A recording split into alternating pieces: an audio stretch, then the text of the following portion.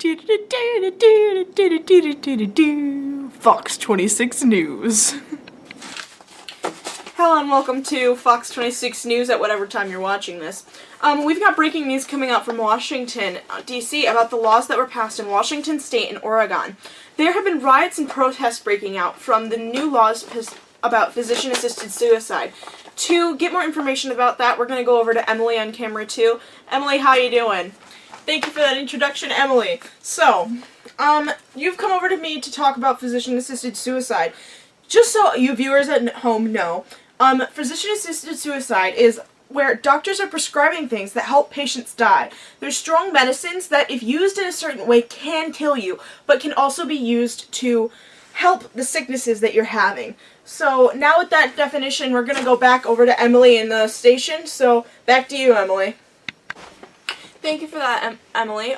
We are back with me, and we're going to talk about the level of government for this physician-assisted suicide issue. Different states have different thoughts on this. So everybody has decided, by everybody I mean the individual states, they have decided that they are going to address this as their own problems in each state. Oregon and Washington are currently the only two states that have legalized physician-assisted suicide. And in the other states where they have all voted no, they've all decided that it's a bad idea and they're not going to do it altogether. So we're going to go over to camera 3 and talk to Emily about we're going to go over to talk about the core democratic values and the constitutional principles. Emily? Okay, thank you, Emily, for that. And now we're going to go and talk about the core values of the American constitutional democracy. With one of the fundamental benefits that relates to this is life. It is the individual's right to life should be considered inviolable except in certain highly restricted and extreme circumstances, such as the use of deadly force to protect one's own or others' lives. With the topic of physician-assisted suicide, everyone has their own right to life, so which means no one should have to decide whether they want to die or not. That is not something that people should have to go through. And also on this topic, there are cases out there where children are in deadly illnesses. They have cancer or other things and they're not going to survive through them. And their parents are trying to decide for them whether they want to die, whether they want their children to be killed or not. So with that, I believe that parents should not be able to take their own children's lives. They should be asking their children about what they want to do with them. I don't think it should be fair that parents want to take their own children's lives. So with that, I'm going to go back to you, Emily. Thank you for that, Emily. Now to talk about some numbers with this physician-suicide bit.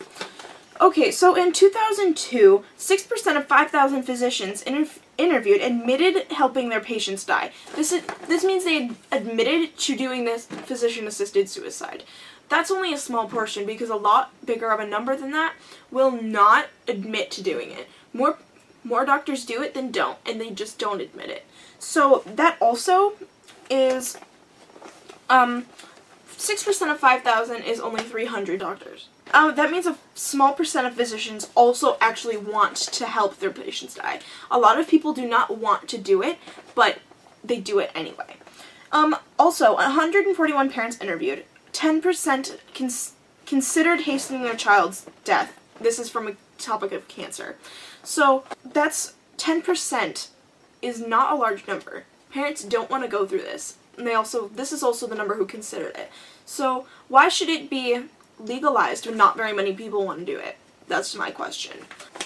So as you can see in the upper right hand corner of your screen, there is a political cartoon up there. And this cartoon supports my argument because it's talking about how some people say physician-assisted suicide is a good thing. But in the end, good news might not always be good. Meaning, who actually wants to die?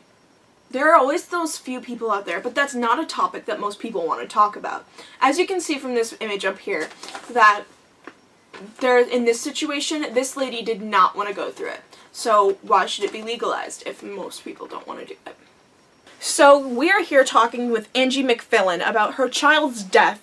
He was a cancer patient, and she suggested the thought of physician-assisted suicide, prescribing him high medications so he would pass away peacefully. So we're here to talk to her about her choices and what she feels she did right and wrong. Hi, Angie. Okay, my first question for you is, what was your child's name and what was the main cause of the death? Thank you for having me. My son's name was Timmy, and he had astrocytomas. Yeah, that's very nice. Okay.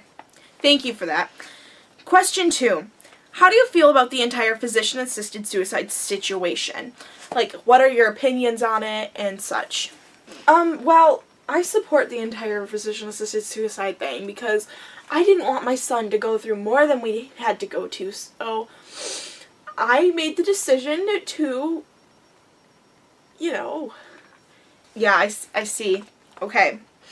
For my third and final question for you is, after what happened with little Timmy, how do you still support it? How do you feel about the entire thing now as a parent that's gone through all of this trouble? After what happened, I don't support it anymore because now I have to live with the entire regret every day that it was my decision and now my child is gone. I mean, he would have been gone after that, but now it's just like I can't even say goodbye to him. Thank you, Angie, for your time here. Thank you for having me today. That was our interview with Miss Angie McFillin. Back to you, Emily. Thank you for tuning in to Fox 26 News tonight. And now after this, we're going to go over to 2.5 Men in a minute. Thank you for watching this, and I hope we have informed you a lot on physician suicide and some of the actions that are going to be taken. So have a good night. Remember,